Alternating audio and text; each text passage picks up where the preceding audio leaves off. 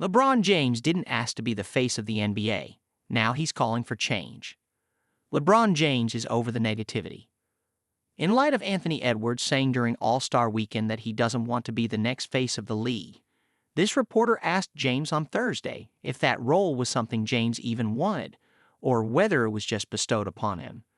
James made it clear that the ceremonial position is no longer as alluring as it once was, an alarming fact considering the level of sacrifice it takes to achieve, including cultivating a flawless image, immense self-discipline to avoid controversy, and, just being the best player in the world.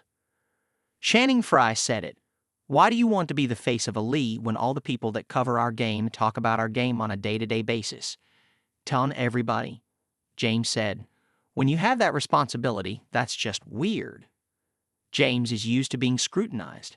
He was labeled the chosen one by Sports Illustrated when he was 17 years old. From then on, he was criticized for nearly every pass and shot he took. Ahead of James breaking the all-time scoring record in 2023, Spurs coach Greg Popovich was asked for his favorite James memory. Instead of talking about a game-winning play, a thunderous dunk, or a fadeaway jumper over 3 defenders, Popovich mentioned James' composure despite pundits' criticism. They would just deal with the negative, Popovich said. And it was sort of a fake negative in a way.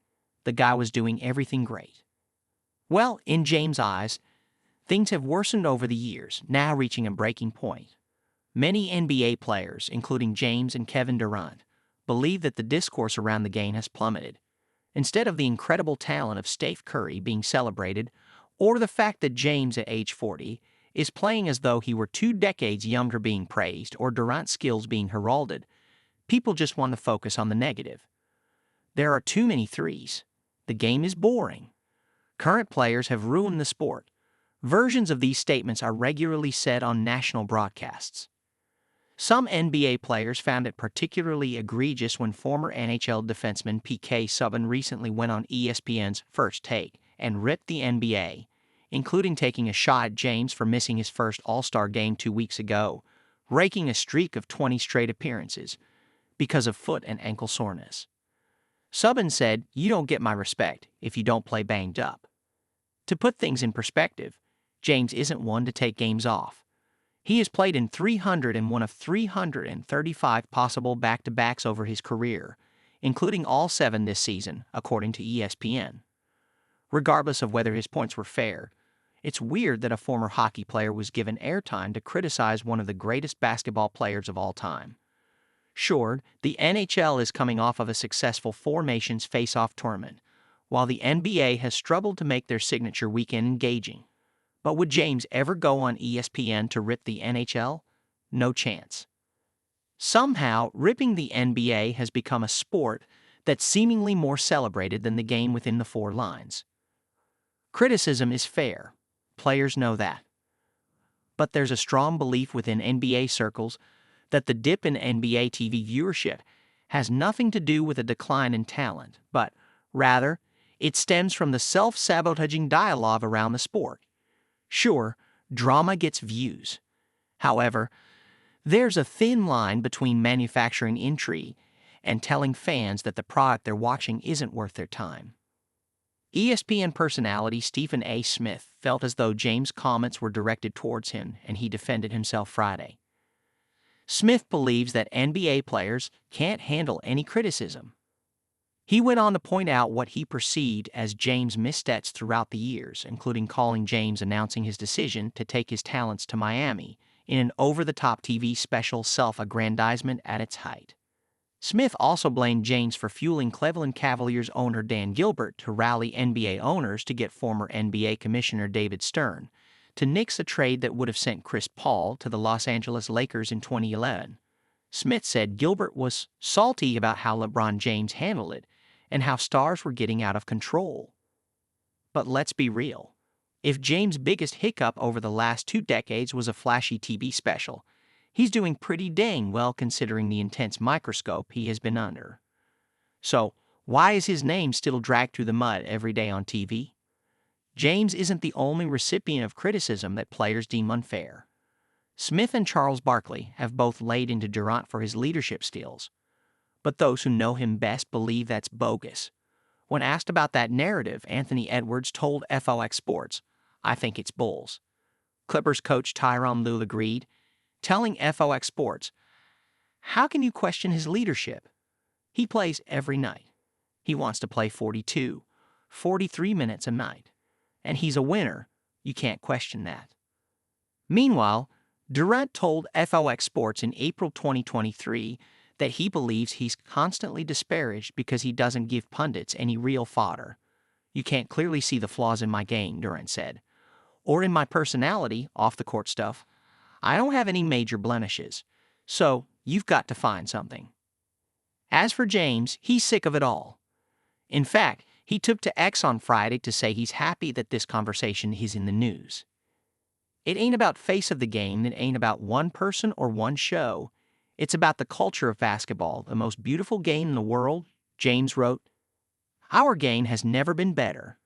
Incredible young stars from all over the world and some older ones.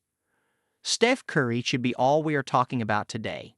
Let's discuss how great OKC and the Cavs have been this season with two completely different styles and break down why and how they have. Of course, if players don't perform, we need to discuss that too and break that down." James isn't just screaming into the void. He tried to do something to change the narrative around the game by launching the Mind the Game podcast alongside now Lakers coach J.J. Redick. His goal was to honor and dissect the game in a more thoughtful way than he felt like it was being discussed. The podcast was canceled when Redick got the Lakers gig last summer, but James would like to see the game looked at through that prism more often. Really, the NBA is thriving by the metric that what counts most. Let's not forget that Disney, Comcast, and Amazon recently agreed to an 11-year TV rights deal that will net the league roughly $76 billion, setting an NBA record for both length and total value of a contract. And James is right, there's so much to be in awe of right now. James is playing at an unprecedented level for someone in his 22nd season, shattering every record in the books. Curry, who is widely considered the greatest shooter of all time, is coming off of a 56-point performance against Orlando on Thursday, and Durant recently defied logic by showing that a player could actually play better after suffering a torn Achilles in 2019. James is likely a season or two away from retiring. Curry and Durant, who are both 36, aren't far behind him. Why are we enjoying three of the best players of all time while they're around? Not to mention, there are 10 teams in the Western Conference with a record of 500 or better. The Warriors, who won 4 championships in 8 years, are looking like they could be contenders again. The Lakers have won 16 of their last 20 games. The Cavaliers and Thunder are having historical seasons. And during Super Bowl week, the biggest storyline in sports was Luka Doncic getting traded to the Lakers. There's a lot to be excited about. And the future of the league looks promising, with young superstars Edwards, Victor Wembanyama, and Doncic all trying to win their first championships and put their names in the history books. This much is for sure. It's not good if any one of those guys decides they don't want to fill James' shoes as the next face of the league. Something needs to change. But as things stand right now, James understands why Edwards wants to excuse himself from that race. "I feel James said. "I understand, I completely understand. This is weird energy when it comes to that." When James was asked if he wanted to be the face of the league, he said, "I didn't ask for it." But he acknowledged that when it happened, he also embraced the responsibility that came with that honor. "I've always taken that seriously and understood from the beginning what being a professional was all about and what being a role model is all about," James said. "So try to hold that with the utmost respect and honor." James did his part. Now it's time for the rest of us to do ours. We need to celebrate the talent around us before it's too late. If guys like Edwards want to snuff out their own light for fear of being burned, perhaps we need to take a cold, hard look at why that's happening.